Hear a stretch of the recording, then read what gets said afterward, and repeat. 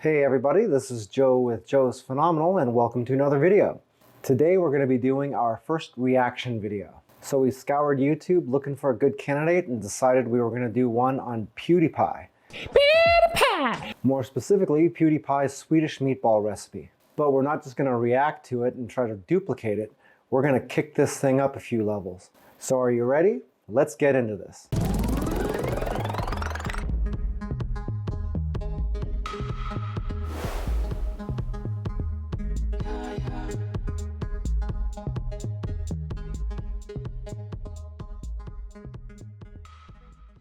So to start this thing off, we had to do a little bit of recon.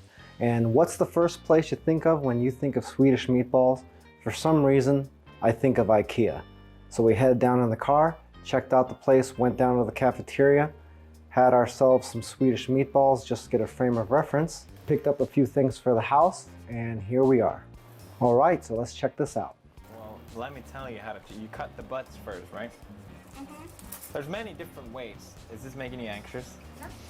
Man, this thing sucks, dude. That's what I said. Watching him cut onions scaring me. Oh wow, you were right, Marlene. Don't use a knife like that. Need, like the big knife, because then I'm just don't hold a knife like that. Yeah, this ever. This is how they do it in every good cook. Why am I doing this? You know, you have an Italian girlfriend. Oh, you have to put with olive oil, Felix. Butter. Yeah. Baby. For the most part, you want to cook with oil instead of cooking with butter, and the reason for that is butter will burn at a much lower temperature than oil will. If you're cooking at a really low temperature, then you're okay to go ahead and cook with butter like he is. If it's going to be something that's cooked at a high temperature, then you're going to want to cook it in oil, but then at the end you'll add the butter in for the flavor. Okay, so the first step is to mince and cook the onions. For the onion on this, just use half of a medium-sized onion or one whole small onion. A small onion is about the size of a racquetball, maybe a tiny bit larger than that. Anything bigger, and you're just going to want to go ahead and just use half. All right, for these onions, I'm going to go ahead and use a large nonstick. Throw a little bit of butter in there. Let that melt down a little bit. And as soon as it gets a little bit hot, we're going to go ahead and throw in our onions. Now remember, we're not going to be cooking these onions all the way through. We just want to get them browned a little bit, and then we're going to get them off the heat.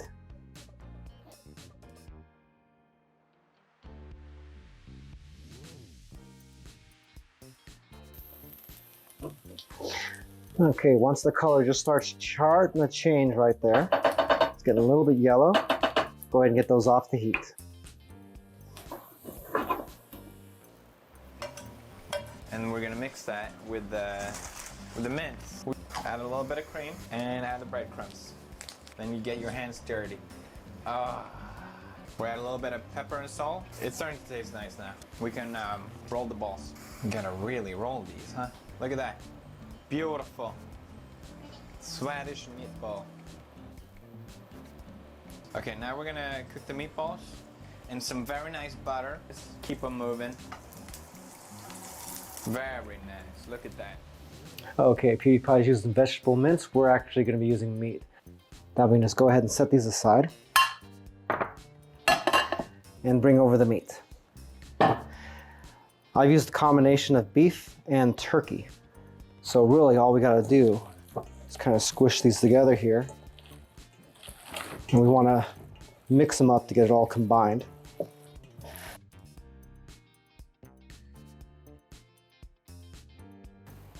Then we're going to mix in our onion.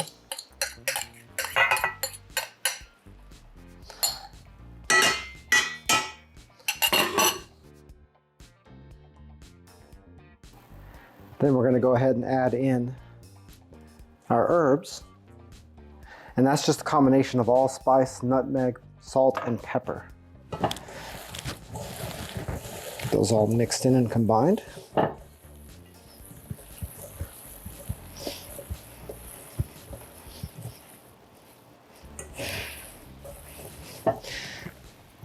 If you're going to make meatballs, you can't be afraid to get your hands a little bit dirty. Now we're going to toss in a little cream. and some breadcrumb.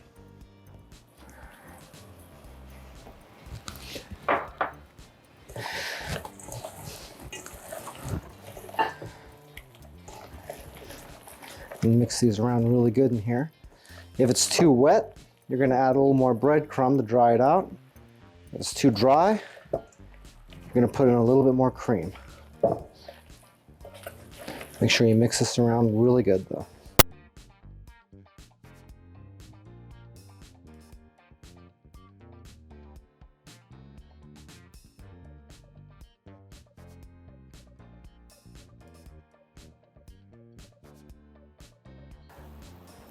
All right, so once you have this, the consistency that you want it, you're just gonna wanna roll out some meatballs and set them aside to cook.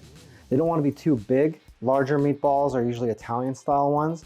These are gonna be a little bit on the smaller side.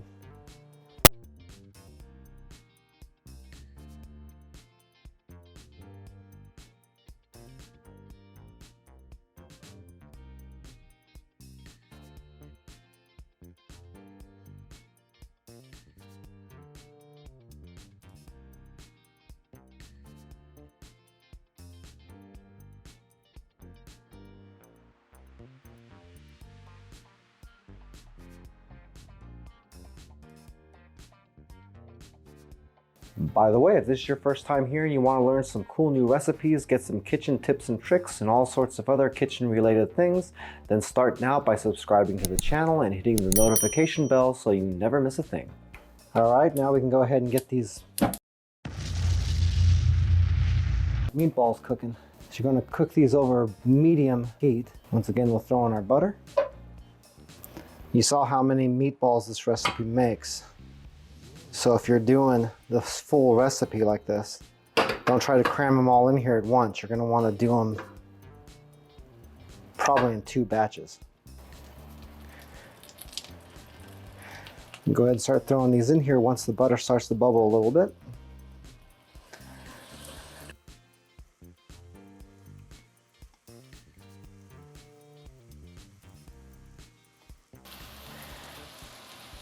You want to make sure you have a little bit of space between them too. You don't want them to cook together.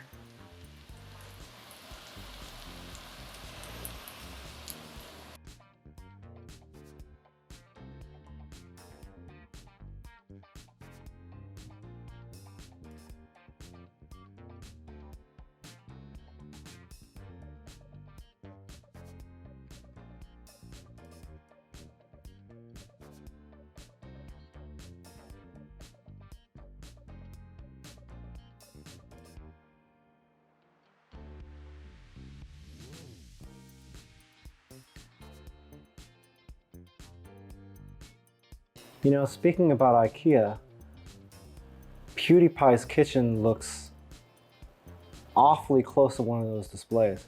I kind of think he went down there and was playing in the kitchen section.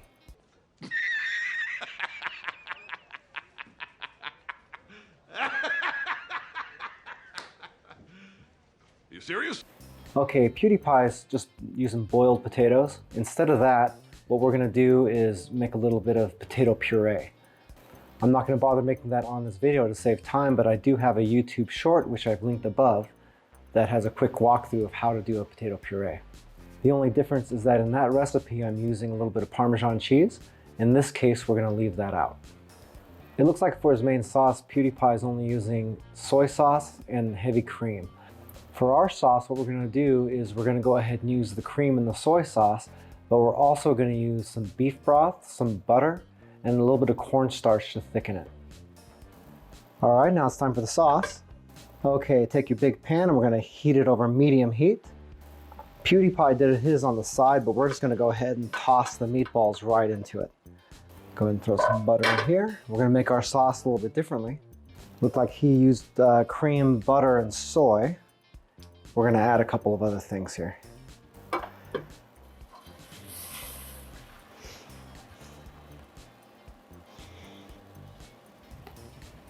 Okay, there's the cream. We get in our beef broth here. And our soy sauce.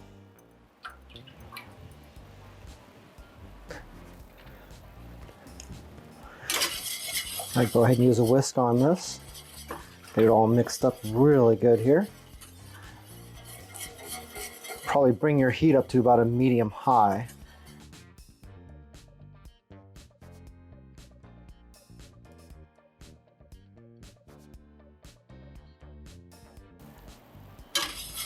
Once we get this bubbling, we'll go ahead and reduce it down to a simmer and let it thicken. If it doesn't thicken enough for you, you can always add a little bit of cornstarch or a little bit of all-purpose flour in, and that'll thicken it up further.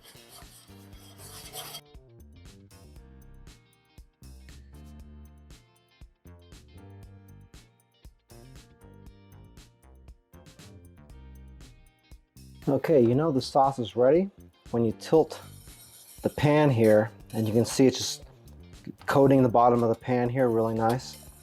That's about the way I like it. If you like thicker sauce, you can actually add a little bit more cornstarch in there. Just want to be careful with that, not to add too much.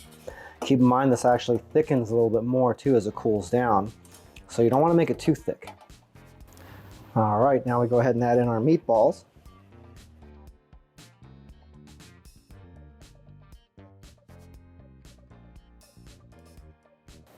We're gonna use the last bit of cream, low temperature, and just put that in there. And then you're gonna add some soy, get that brown color. Oh, so good. Taters are done. While we let them, we're gonna add some råröda lingon. Very nice. It will contrast, the sweetness will be very nice to contrast all the fat and salt. And there you go. All right, so he's using lingonberries. It looks like a lingonberry jam that he's using on the side for the sweet sauce.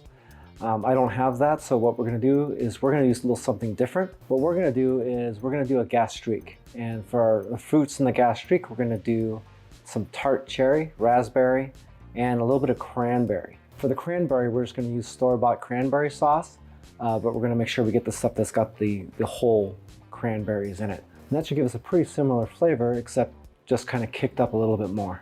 I've got another short video that I've done that is a quick tutorial on how to make a Gastrique, which I got linked above along with the potato puree. Except if you decide to use that recipe, just leave out the alcohol, and instead of just the raspberries, you're gonna go ahead and use the raspberries, the tart cherries, and also the cranberry, all combined in the same amount. I believe that recipe uses 1 cup of fruit. So basically it would be a third, a third, and a third of the cherries, cranberry, and raspberry that I just mentioned. Whoa. Okay, first we'll put down our potato.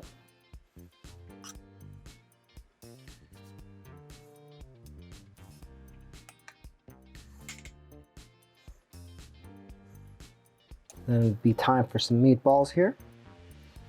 Give them a nice little stack.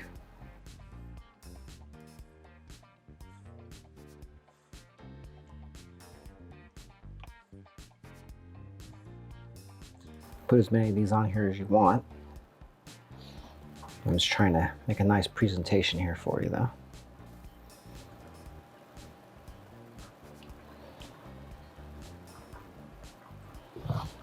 Then we have our sauce.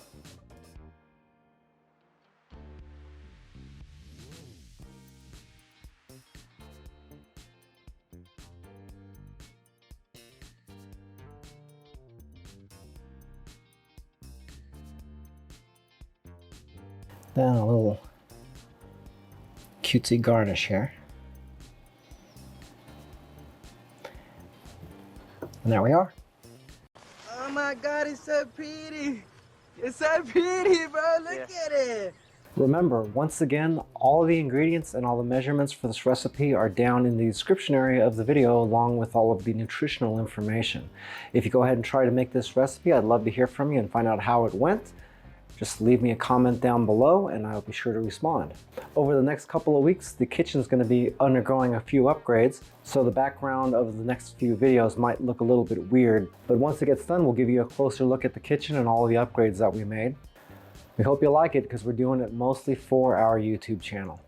If you'd like to learn more about Joe's Phenomenal, you can hang out and watch a couple more videos, or you can visit us online at joesphenomenal.com. As always, I appreciate you hanging out with me and watching this video, and I hope you had as much fun watching it as I did making it for you. And if there's something you'd like to see on the channel, just leave us a comment down below and we'll see what we can do. Once again, I'm Joe Linder, and I hope you have a phenomenal day. Take it easy.